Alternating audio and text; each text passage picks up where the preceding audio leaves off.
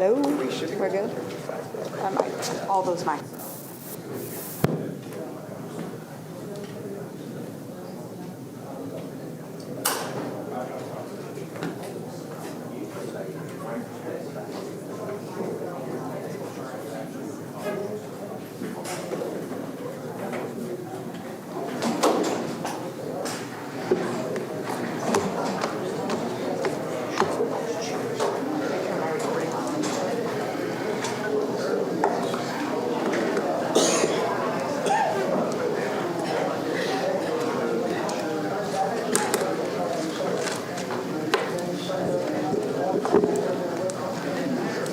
Okay, we're good. Okay, we are going to reconvene in regular session at 10:06. I appreciate everyone's patience while we did that.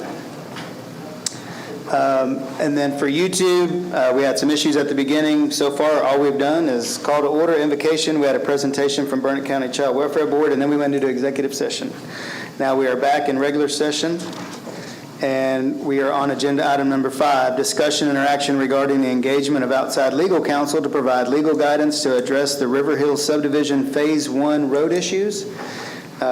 We met in executive session over this, and I would like to make a motion that we engage outside legal counsel, specifically check with Allison, Bass, and McGee to discuss our options in some road repair issues that we have with the subdivision. Second. Did I cover that, sir? Yes. We have a motion second. Any further discussion, or is there any public comment? I know there's some River Hills folks here. Do you have No, I anything? just want to see it going forward. Okay. We have a motion and second for it to go forward. All those in favor say aye. Aye. Any opposed? Motion passes. Thank you for your patience. All right, number 6, presentation regarding the Local Provider Participation Fund, LPPF, and y'all have patiently waited. Thank you. I appreciate it.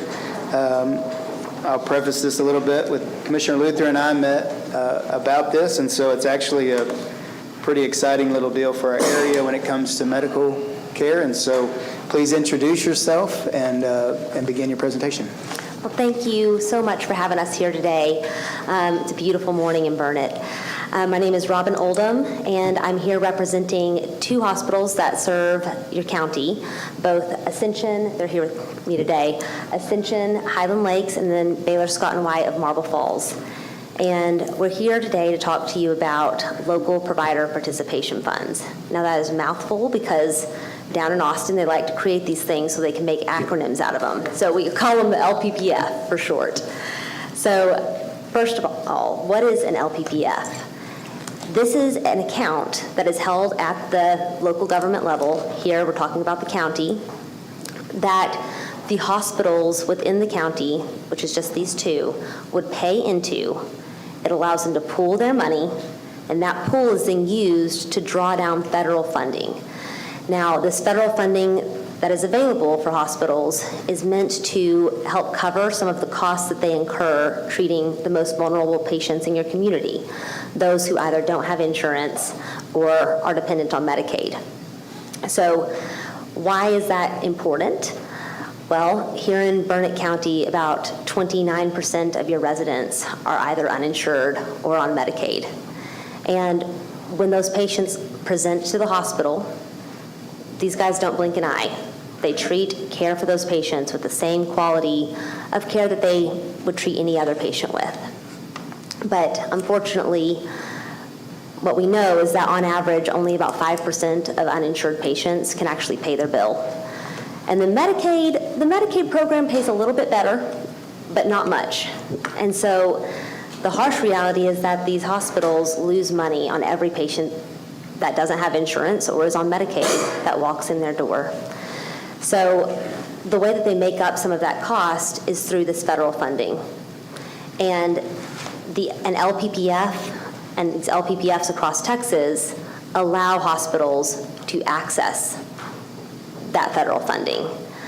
And really, they're able to do that. The state's able to use these LPPFs to draw down these matching funds without having to levy taxes on their citizens, either at the state or local level. And the hospitals, because of those funds, do not have to increase charges to all of your other patients, right, to help cover those costs. So the LPPF has become really the primary financing tool for Medicaid and uninsured care in Texas, and about, I'd say, over 32 counties or other jurisdictions have implemented these programs across the state. And historically, these hospitals have used the Williamson County LPPF, just over to the east, but that is no longer really a sustainable and reliable arrangement. And so we're here today to ask the county to consider setting up a program here in Burnett County. So what does that look like? Well, the first step to getting any of these programs set up is to get a bill passed down at the Capitol. And so it just so happens that this is the time to do that. And the bill that we're talking about would do a couple of things. First and foremost, its primary purpose would authorize you guys to establish an LPPF here. Every LPPF jurisdiction has their own bill specific to that jurisdiction. It also includes a couple of protections in there, so it prohibits hospitals from passing on any of this cost as a surcharge to their patients. So your citizens are protected there. And it also allows the county to draw down an administrative fee from that pool of funds. So you guys get a little bit of a pickup there as well. Now, the hospitals have done really most of the legwork, and they'll continue to do that to get this bill pushed through. But all of that work is for naught if we don't have your support. And so today, all that we're asking is for the county to consider sending a letter of support to both Senator Flores and then Representative Troxclair, who we're hoping could author this bill in the session. So I'm happy to answer any questions that you may have, and thank you guys for your time. I have a couple of questions. This, I'm assuming this is a match for the Yes. for the federal funds. What is that percentage match? Great question. In Texas, it's been pretty stable around, it's about for every 40 cents, you get a full dollar back. So it's a 40-60 percentage. Okay. And does this, if we advocate for the creation of an LPPF, does it, we have two providers. So you said they're both paying into the fund. Mm-hmm. So who establishes the priority? Is that separate accounting in that fund? Or if one or the other pays more than the other, can the other one use those funds for that project? Right. So what the hospitals pay in is it's a percentage based on their net patient revenue. So they would pay in proportionally, and then those funds are really all pulled in, and that goes up, draws down the match, and then they would be paid back whatever they're eligible for. And the hospitals agree that what that percentage of pay-in is? Yes, that would be something that is set by the county, and typically, we look at a year going forward, exactly what we think that the needs would be with the programs that are coming up, the pool sizes that are available, and then we work with those hospitals to calculate what percentage they would need, and that's when they would come to you guys and request a formal rate to be set. So is this how the allocation's done? Are they done annually? Yeah. It's your fund, so y'all can do this however you want. We look at the payments coming in on an annual basis. There are some counties or jurisdictions that will come in and just incrementally set different rates throughout the year. The easiest way to do it is just set one rate a year, and then I usually see quarterly payments that come in throughout that year. And is the percentage different for each hospital, or is it set? Set, For both? yes. Madam Auditor, have you ever dealt with one of these? In prior years, the county did the DSRIP payments into the HHSC. This is along those lines, so we actually have been set up for the IGT payments into the state before. This program, from my understanding, is going to be a little different than the DSRIP in that under the DSRIP, the county paid county taxpayer dollars into the fund. This one will be the hospitals. The county will bill the hospitals, and the hospitals will be the ones to fund the account. Is that correct, Robin? 100%. So yes. under this program, there is not a cost to the county. Under the DSRIP program, there was a cost to the county. And I'm assuming since you're here, you have support from both hospitals? Yes, and they are here to come up and say a word if y'all would like them to do that now. I'd like to hear from them. Okay. Know that they have advocacy for this project. While we're waiting on that, real quick, the administrative side, could you fold that into what you're doing now without any major disruptions, or? I spoke with Carrie on this a little bit, and she seemed to be supportive. Now, she's here in the audience, so if I'm stating that incorrectly, please let me know. But our office is, of course, always willing to do anything we can to support and help the hospitals in the county. Thank you. And isn't there an administrative fee that pays that for that service? Yeah, it's typically with counties this size, it's about $20,000. State your name.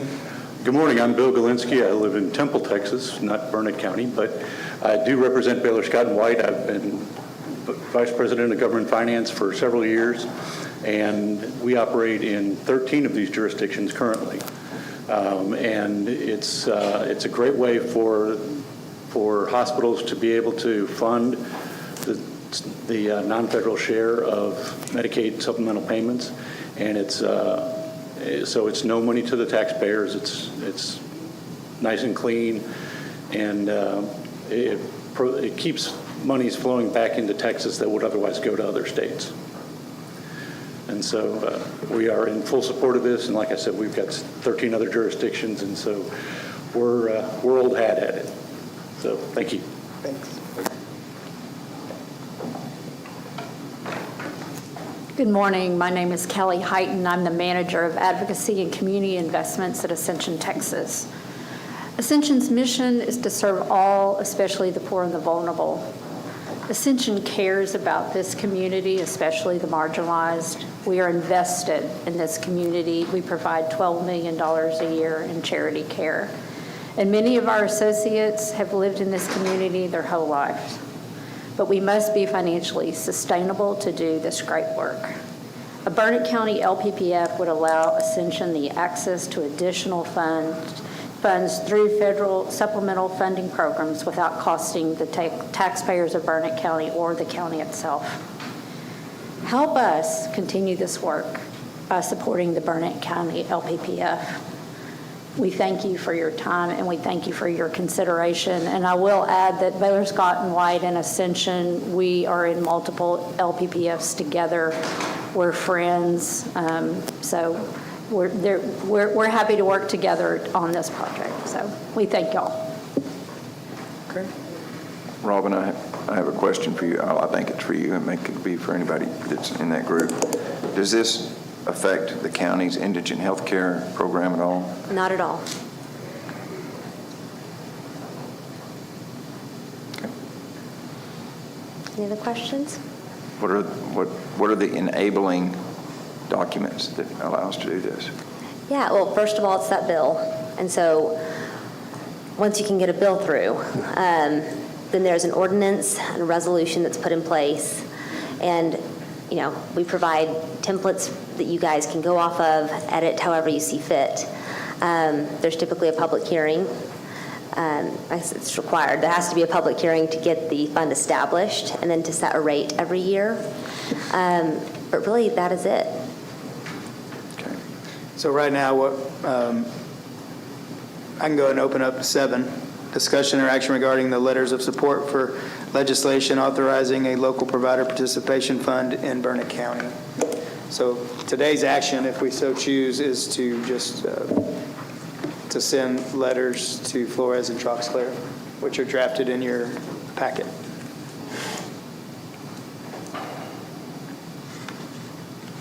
And I'll make a motion to support those and send those letters. Second. Any further questions? Discussion? All those in favor say aye. Aye. Opposed? Motion passes. Thank y'all so much. Thank you. I will add that we've worked with both of these hospitals in several jurisdictions, and what Kelly says is true. They work together very well. And it's a very easy day when you just have two friends that are paying into these funds. But thank y'all for your time and support. Thank you. Okay. Number 8, discussion or action regarding the appointment of a commissioner to serve on the CAPCOG Solid Waste Advisory Committee. Commissioner Dockery. Yes, sir, Commissioner. I put this on the agenda. Our former County Commissioner Precinct 3, Billy Wall, was serving on this committee. This is the committee where we obtain funding from CAPCOG for our household hazardous waste collection events that we have every year. So it is a very important committee. Precinct 3 Commissioner was previously serving on that, so I was thinking.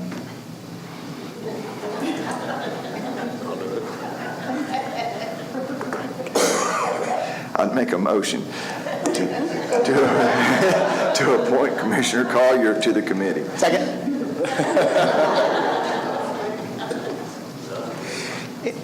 Any further discussion? All those in favor say aye. Aye. Aye. Any opposed? All right. Did you see that Attaboy. Yeah, I saw that coming. I will say Commissioner Wall was recognized for his exemplary attendance at those meetings. That was Carts. Oh, that's Carts. Either way, I'm sure he should have been. Sorry. Okay. Thank you, Commissioner, for jumping right in. All right. Number 9, discussion or action regarding accepting the letter of resignation from Beth Dopp from the Burnett County ESD Number 1 Board. Commissioner Dockery. Yes, sir. She submitted her letter of resignation. Just said that she had an emergency family issue she needed to deal with, and so I moved for acceptance of her resignation letter. Second. Motion and a second. Any further discussion? All those in favor say aye. Aye. Any opposed? Motion passes. 10, discussion and action regarding the appointment of Justin Dunk to Burnett County ESD 1 Board. Commissioner Dockery. Yes, sir. I've got a short bio in front of each of you there, and submitted one to the clerk as well for the minutes. He is willing to serve. It's a challenging geographic footprint out there because you have to live within Horseshoe Bay, but live on the Burnett County side. And as Horseshoe Bay has expanded, we only, I think, have about 8% or 7% of Horseshoe Bay in Burnett County now. So it's a small geographic footprint, and he's willing to serve. I've interviewed him along with the president of the ESD. So I would make a motion to appoint Justin Dunk to Burnett County ESD 1 Board effective immediately, as they have a meeting tomorrow. I'll second. Any further discussion? All those in favor say aye. Aye. Any opposed?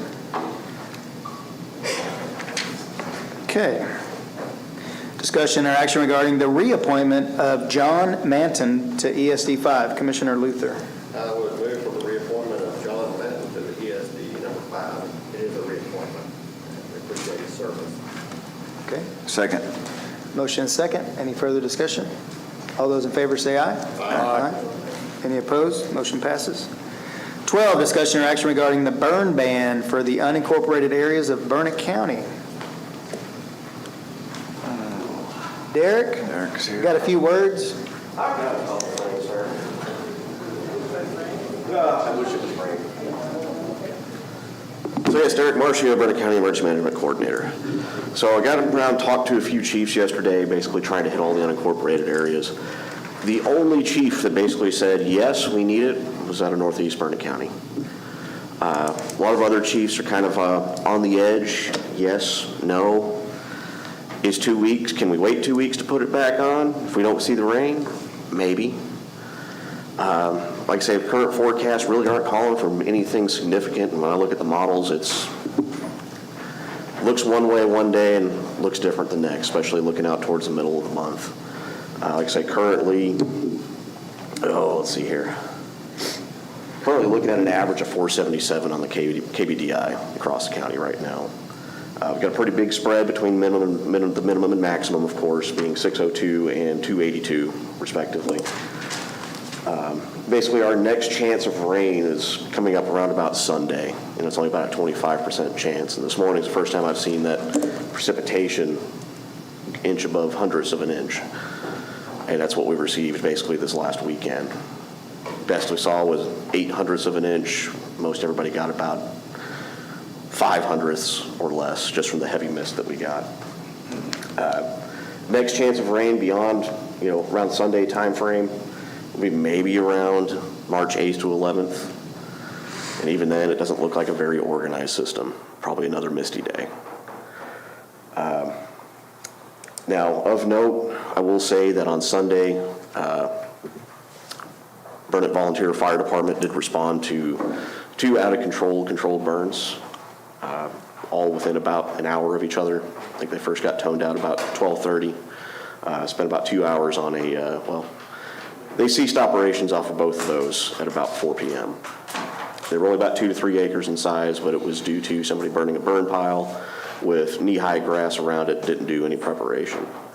So that seems to be a lot of what we're running into, a lot of our fire departments are running into, especially over the last couple weeks, is people not doing proper preparation around some of these burn piles or burning way too much that they can control. So, Okay. like I said, my own personal opinion on it, I'm either way, but I would be probably more inclined to make a suggestion to definitely put it back on if we don't see rain in about 2 weeks. Okay.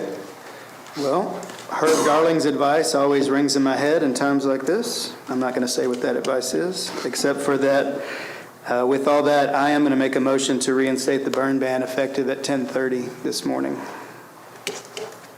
Excellent, thank you, sir.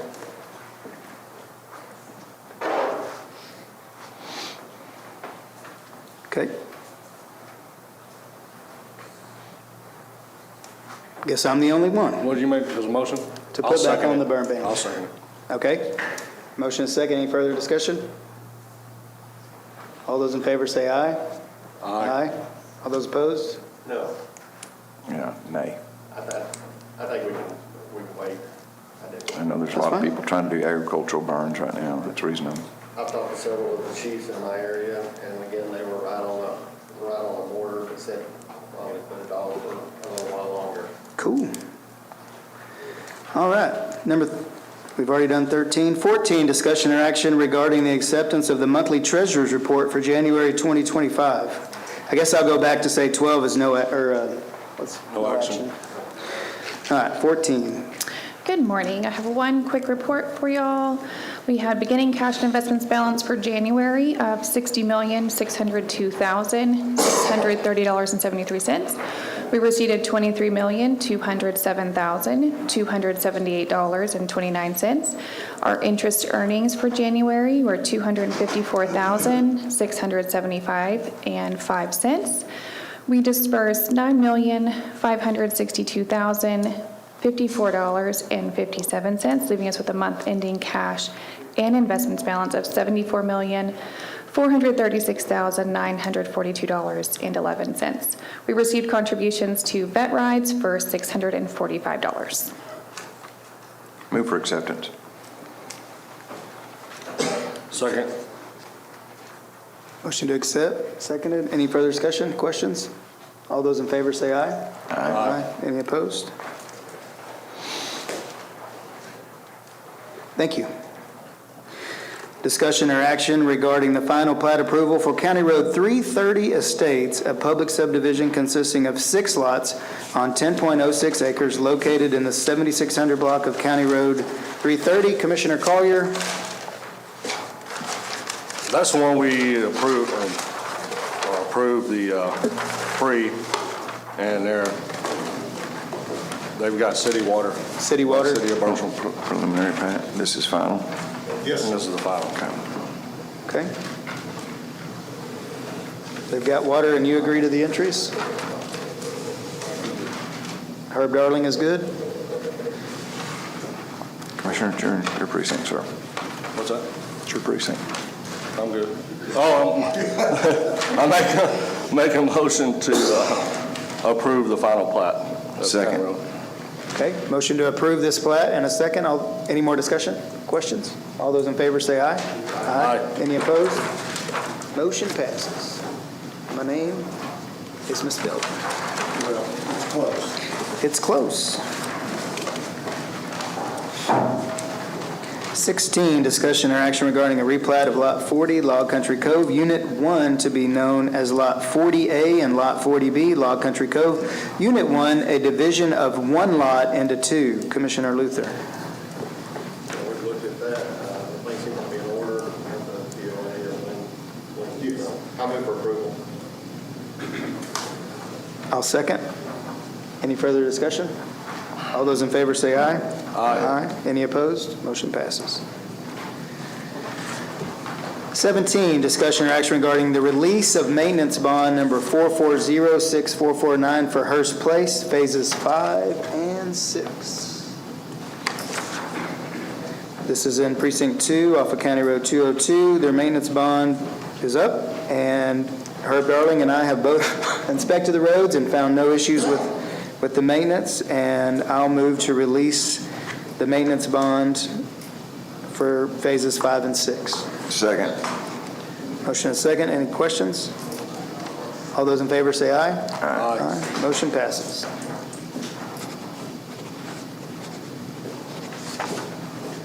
Thank you, Herb. 18, discussion or action regarding budget interdepartmental line item transfers. We have interdepartment line item transfers for the sheriff, Western Tower, SB 22, and Road and Bridge number 2. Okay. Those are in the packet and will be in the minutes. Any questions, comments, or motions? Move for approval. Second. Any more questions? Further discussion? All those in favor say aye. Aye. Any opposed? Motion passes. 19, discussion or action for the authorization of payment of claims previously approved by the county auditor. We have payroll in the amount of $1,484,348.67, and we have accounts payable in the amount of $1,543,228.26. Okay? Move for the authorization of payment. Second. Motion and a second to authorize the payment of our bills and payroll. Any further questions? All those in favor say aye. Aye. Any opposed? Motion passes. 20, discussion or action regarding departmental updates, and we do have an update today from Human Resources. Well, kind of. It's a little bit of both. So Shelley Denton, I work in Human Resources. Connie Haynes, Communication Clerk, and we are the Healthy County coordinators for the county. So we basically just want to come give you an exciting update from the Healthy County perspective. So TAC, which is Texas Associated Counties, has a program that we take part in called Healthy County. We have the opportunity to earn certain amounts of money through TAC each year. So I was going to let y'all know some things that we have been working on, and I'm going to give y'all an update on what we just received in a check. So recently we've been doing lunch and learns for employees, and that could be financial, mental, health-related lunch and learns. And people around the communities come and they educate our employees on how they can be healthy. So we do trainings, wellness policy. That was a big thing last year that y'all passed for us, which was a huge factor in the check that we just received. We did not have a wellness policy. We needed to have this wellness policy in effect in order to get money from TAC. So to give you an idea, 2022, we received $80 in a check from TAC. 2023, we received $39.60. 2024, we received $990. We did report a flu clinic, and so we received more. Y'all passed the wellness policy this last year. Our check that we just received was $3,960. So this will allow us to do more with the employees as far as educating them on being healthy, and what that does for the county is it should decrease our premiums, hopefully. But we just want to thank you guys for listening to what we needed and passing the wellness policy, because it did make a huge impact. So thank y'all. Do y'all have any questions about the Healthy County? No, thanks for doing it. Thank you all for engaging and using those programs. Yeah. Okay. And then Commissioner Luther has something along the lines of the HR department. So, Connie Walker, if you make it, or are you watching? Pardon me? Is it getting back a little bit? That better? Not yet. Hello? Hello? You got it now? You can hear my cough anyway. So I don't know if Connie Wofford is she's not here, but maybe she's watching. So I'm going to read you her retirement letter, effective January 31st, 2025, or that was one letter. Shirley, Shelley, and Commissioners, after working 52 plus years full-time and part-time for Burnett County, I have decided to retire. My last day will be February the 28th, 2025. When I started in 1972 working for Wayne Barton, County Clerk, I did not think I would still be working for Burnett County in 2025. The years have flown by. I have worked for a number of elected and appointed officials and have a great working relationship with all of them. I know I will miss working for Burnett County. I have made many friends that I will always cherish. So just want to say thank you to Connie. She has been here for 52 years. Great, fantastic.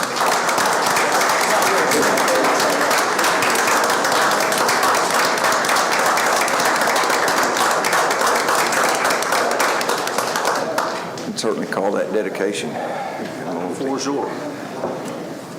Yeah, definitely going to have a void.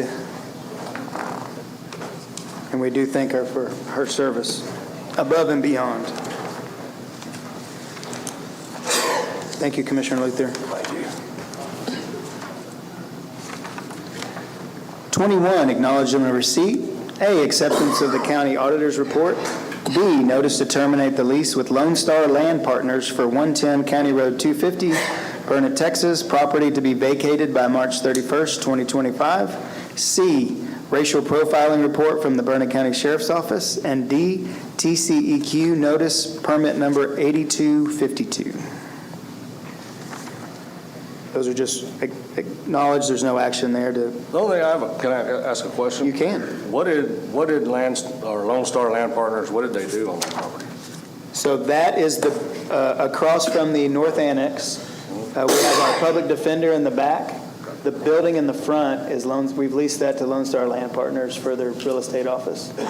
So they'll be vacating that, and that building will become available for Another renter? for whatever we need. Tenant? Yeah, we Could need be Or us? county use, could be anything. I'm assuming they're going to remove the building and everything, so we need to make sure that Yeah. if they do that we get the utilities Oh, disconnected and tied up well. okay. I will follow up on all of that. Okay.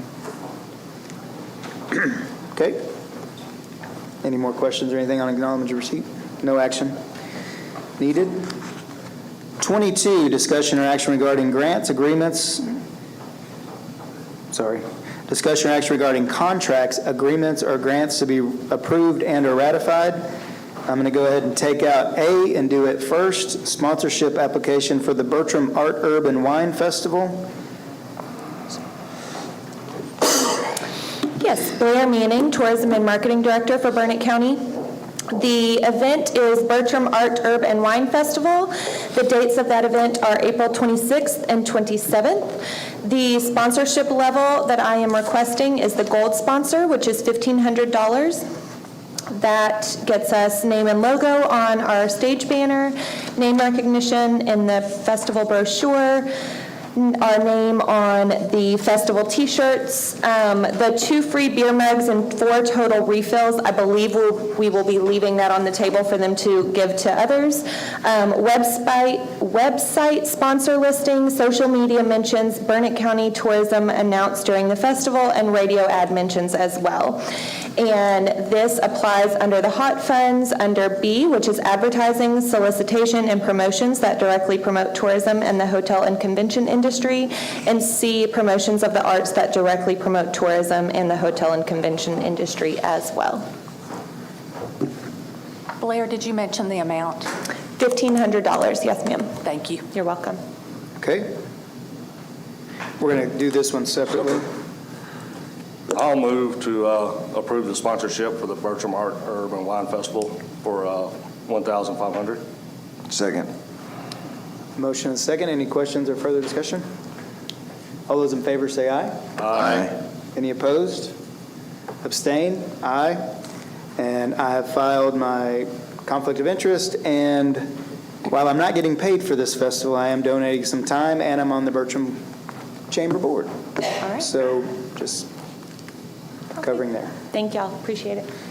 All right. Thank you, Blair.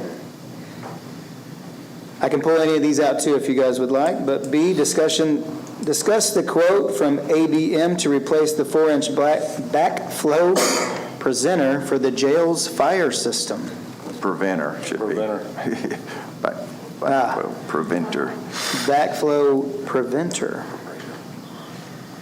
And I believe that's already been done. It was kind of an emergency situation. Chief, has that been done or it's scheduled? I think it's scheduled. It's scheduled. Okay, all right, sorry. So C, renewal of Placer AI for marketing services. D, defendant access agreement with Tyler Technology. And I believe D needs to be pulled out for discussion. If the court so desires. Okay. Well,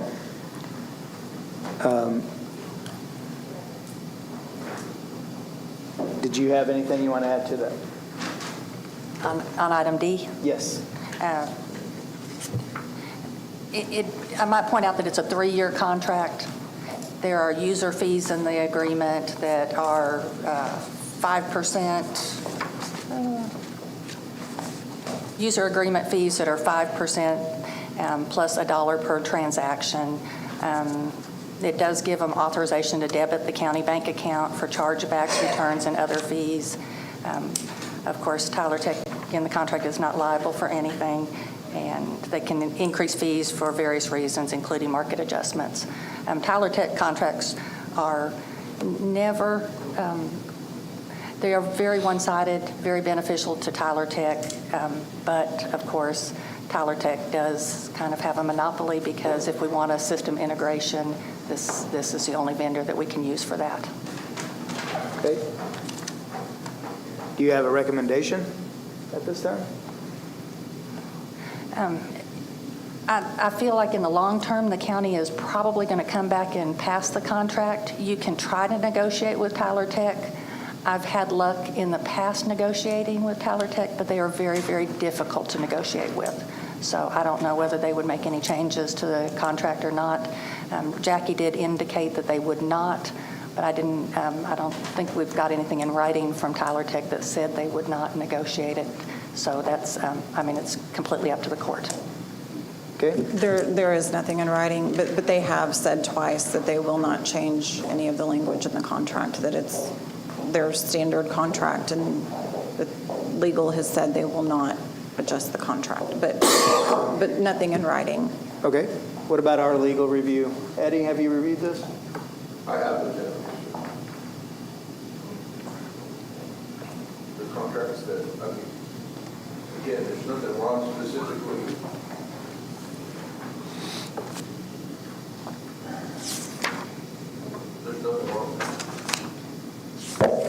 There's nothing wrong specifically with the contracts. It's just a question of, are there issues or are there provisions in there that the county has difficulty with?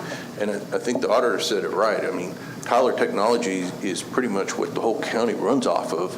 And we're kind of like, if we don't do that, then there really isn't anything else to do. So that's a question for you guys to decide upon. Good morning. Good morning. Casey Walker, District Clerk. We currently have a contract with Tyler Technologies for a product that is being phased out, that this will replace. Our online portal, which we use in both clerk's offices, possibly the JPs, they're gone. I believe they use this as well. It's zero cost to the county, so it's just a contract that we were replacing My knowledge is that we currently use online portal. This defendant access is replacing that because that will be phased out at the end of this year. So we've been in discussion with this since November, and I would just ask that y'all consider this contract today so that we can move forward with this. Thank you. Okay. The only other thing I'd like to add is that the merchant fees and the use of the product is completely optional for the people that would be subjected to the merchant fees. So if they do decide to go up, we don't have to use the product. We can discontinue use at any time. Okay. Any questions, comments, or motions? We'll just do D separately, I guess, since I've already pulled it out separate. We'll go back to the other two. I'd move for approval of 22D. Second. Okay, any further discussion? All those in favor say aye. Aye. Any opposed? Motion passes. Okay, now we have 22B and C. I've already opened those. Is there any questions, comments, or motions on those two? Move for approval of B and C. Second. Motion is second. Any questions or further discussion? All those in favor say aye. Aye.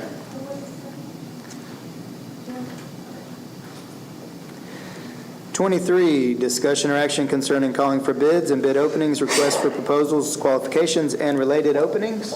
We do not have any bids today. No bids today. 24, calendar review.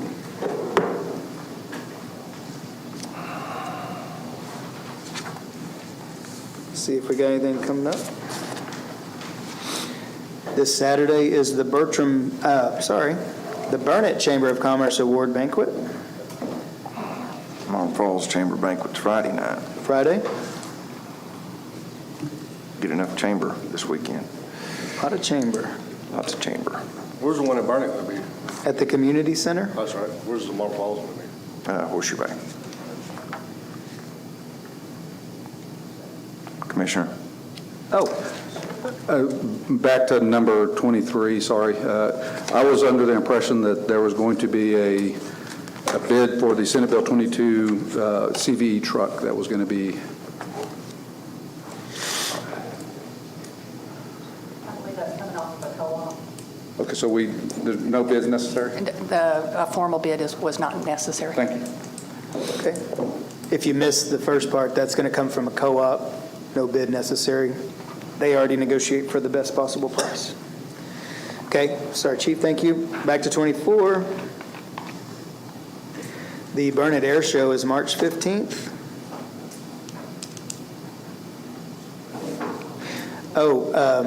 March 29th is Donald Fawcett Day of Service and fundraiser. We're going to do fish fry at the community center for Donald Fawcett's scholarship fund. And then the Burnett Rotary Club, in partnership with Sleep in Heavenly Peace, is going to do our second annual bed build, where we're going to build beds for children throughout the Hill Country and in Burnett. And from my report earlier, you heard that beds are needed. So anybody that wants to sign up for that, I'll send you the link to it. You can come. Any level of, anybody can build a bed. They have really specific directions, so. No alterations. No alterations. Chief, you have something else? I do.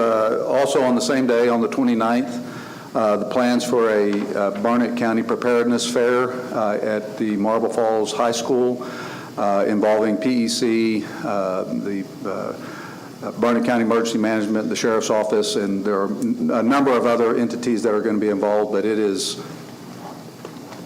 she can tell you how many. Hi, good morning. Beth Kinnicky with PEC. Very excited to partner with Burnett County Sheriff's Department and the Burnett Office of Emergency Management. So right now we have about 38 agencies that have committed to being represented that day. We'll stage it in two parts. We'll have an inside and an outside area. The inside will all be agencies from the county and from the state who offer services either in kind of child care or child care offerings or some type of community service that's available. We'll have the Helping Center, Burnett County Housing Authority, the Baylor Scott and White Mobile Blood Drive Unit will be there, and so lots of different agencies. And then outside, our emergency responders will have PEC linemen and bucket trucks. So really a day of engagement and learning. We want it to be family friendly. We'll have a bounce house, a couple of food trucks, so that we hope everyone will come out and join us.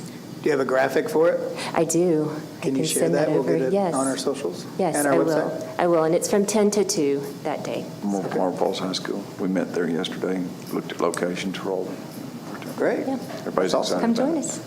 And then tonight at AgriLife, we're going to have an elections workshop where we're going to have our elections administrator on hand to talk about the potential of purchasing new elections equipment and our new, we're also going to have on hand for Q&A. We're not going to do a formal presentation, but people can walk around and chat with each other. We're going to have Gillespie County Clerk as well as the Gillespie County Elections Administrator. And the reason that they're coming is because of the process they had last year. They did a hand count, so we want to get the feedback from that county on how that went and what they may or may not be doing different this time and things they learned from that process. So just trying to learn more about the future of Burnett County elections. So 6 o'clock at the AgriLife building located at 607 North Vanderveer, right here in Burnett, Texas, formerly known as the Burnett Elementary School, now known as AgriLife Auditorium, and some people just simply call it Where We Go Vote in Burnett.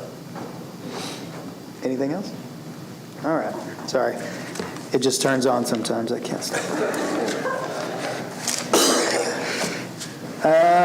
What else? Burnett Bluebonnet Festival coming up April 10th through the 13th. If you have heard of it, we've had it 41 times. This will be the 42nd. Anything else? Any fundraisers? Calendar review? Monday and Tuesday for harassment training. I just want to confirm y'all are not going to all four do the same harassment training. TAC is doing our harassment training, and there is one session for elected officials, but we do need to make sure we separate and not go to one of those and that we separate out. So I'm planning to attend the Marble Falls one at the South Annex. What's the date on it? I'm sorry. Monday, Tuesday? Monday, okay, the 4th. Yeah, the 4th. I'm planning to attend the 4th at 1 o'clock, South Annex. Okay. So one person can join me if they decide. I'll check my calendar. We're just going to watch that. Is that it? Herb, you good? All right. We appreciate your patience today while we work through some stuff, and we are going to adjourn this meeting at 10:53.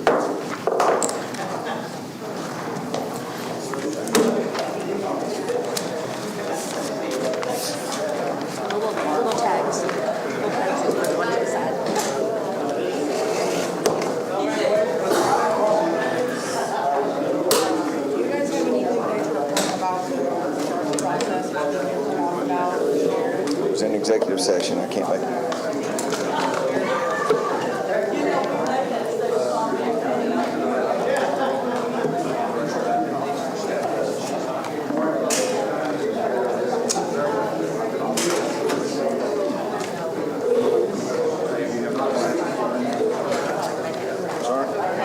Yes, sir.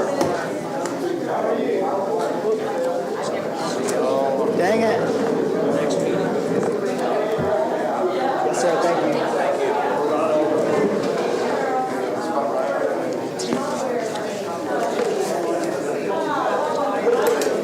Yes.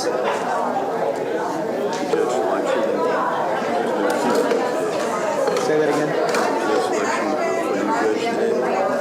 He'll come on. See, no, that'll go together.